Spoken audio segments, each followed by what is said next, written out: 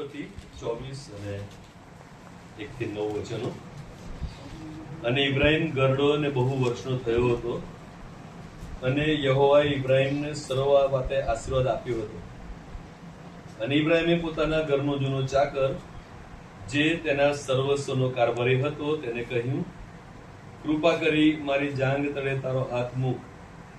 અને યહોવા જે આકાશનો તથા પૃથ્વીનો દેવ છે, તેના હું તને સોગંદ દઉં છું કે કનાનીઓ જેઓમાં હું રહું છું, તેઓની દીકરીઓમાંથી મારા દીકરાને સારું તું સ્ત્રી લઈશ નહીં, પણ મારા દેશમાં મારા કુટુંબીઓ પાસે તું જા ને મારા દીકરા ઈસાકને સારું સ્ત્રી લાવ. ત્યારે ચાકરે તેને કહ્યું, કદાચ તે સ્ત્રી મારી સાથે આ દેશમાં આવવા રાજી ન હોય, તો જ્યાંથી તું આવ્યો છે તે દેશમાં તારા દીકરાને હું પાછો લઈ જાઉં કે કેમ? ત્યારે ઇબ્રાહિમે તેને કહ્યું, ખબરદાર, તું મારા દીકરાને ત્યાં પાછો લઈ ન જતો.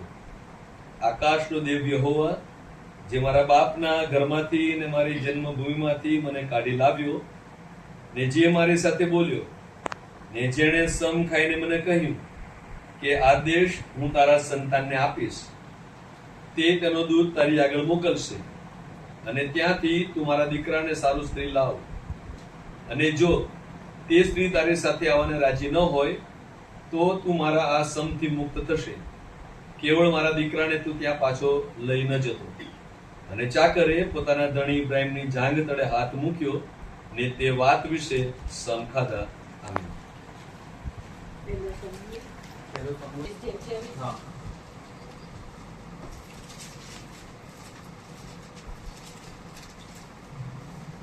પહેલો સમૂએલ એનો પહેલો અધ્યાય અને 21 થી 28 આપણે વાંચીએ.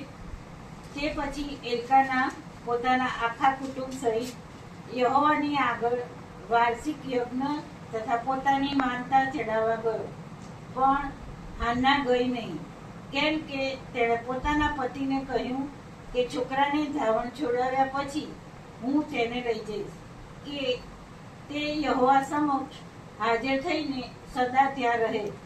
અને તેના પતિ એલ્કાનાએ તેને કહ્યું, તને જે સારું લાગે તે કર, તું તેને ધાવણ છોડાવે ત્યાં સુધી અહીં રહે, એટલું જ કે યહોવા પોતાનું વચન પૂર્ણ કરો. માટે તે સ્ત્રી ત્યાં રહી, ને તેણે પોતાના દીકરાનું ધાવણ છોડાવ્યું ત્યાં સુધી તેને ધવાડ્યો.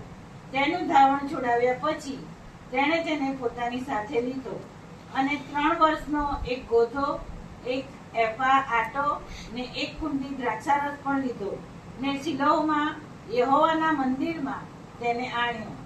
અને તે છોકરો નાનો હતો. તેઓએ ગોધો કાપ્યો, પછી છોકરાને એલી પાસે લાવ્યા.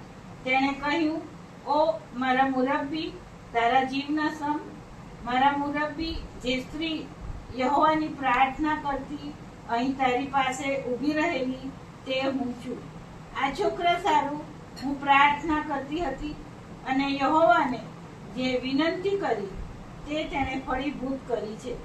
માટે મેં પણ એને યહોવાને આપ્યો છે. તે જીવે ત્યાં સુધી યહોવાને અર્પણ કરેલો છે, અને તે યહોવાનું ભજન કરવા ત્યાં રહ્યો. આ ઈશ્વરના વચન.